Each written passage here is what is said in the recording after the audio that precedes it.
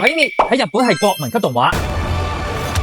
日本影視票房冠軍同亞軍都俾佢霸晒。你睇下呢張圖，係日本醫學界最權威嘅官方組織日本醫師會提到《鬼滅之刃》其實係一部隱藏得極深嘅人類抗逆史。鬼其實就係絕症，但係如果你只係當佢打鬥熱血片，咁你真係走寶啦。今日經典就帶大家拆解呢班上元之鬼背後到底對應緊邊幾種令全人類絕望嘅傳染病。首先出場嘅係最強嘅上元之一。黑死昴霍庫斯波，點解佢成身都係眼？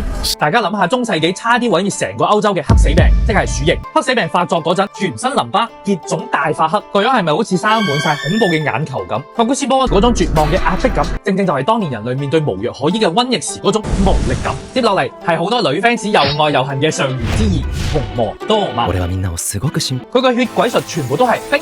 紅毛仲要係專食後生女，呢個對應嘅就係以前被叫做白色瘟疫嘅肺結核，即係肺癆。佢噴出嘅冰霧吸入去肺部就會壞死，好似肺結核病人咁咳血。仲要專揀靚女落手，因為喺抗生素出現之前，肺癆真係專門帶走紅顏知己嘅死神啊！跟住係上元之三阿卡扎，佢成身都係藍色嘅紋身，古代係麻疹，又叫赤斑瘡。發病嗰陣身上會出現大片複雜嘅紅斑。阿卡扎最憎弱者，特別係細路仔，因為喺冇疫苗嘅年代，麻疹就係小朋友嘅噩夢。去到上元之四半天狗肯聽住，佢個本體係個滿頭大包、手腳扭曲嘅阿伯，仲成日匿埋驚俾人蝦。呢個其實係隱喻緊盲風病，因為佢個樣畸形，俾人歧視驅逐，只可以長年匿埋喺陰暗嘅角落。再落嚟上元之五玉壺腳婆，眼喺嘴入邊，手喺頭頂，成個人錯晒位，仲要由個壺入邊爬出嚟。呢個係代表水源傳播嘅阿米巴痢疾或者係寄生蟲，嗰種喺肚入邊轉嚟轉去令人作嘔嘅感覺，就係玉壺帶俾人生理不適嘅感覺。終於到好多人印象最深嘅上元